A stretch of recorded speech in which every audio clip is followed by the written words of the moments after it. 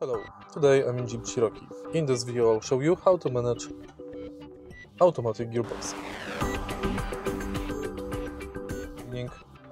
Press brake to switch from parking to reverse. You have to also press button located at the front of the gearbox lever.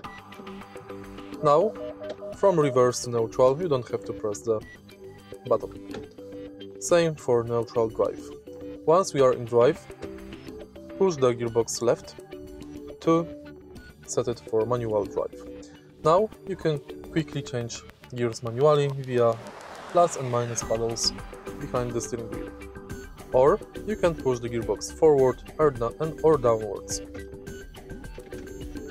Here's one tip how to use the gearbox, automatic gearbox.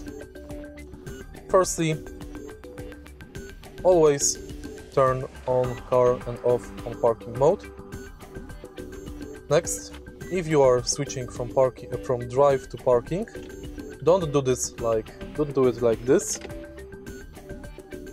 but instead do it like this.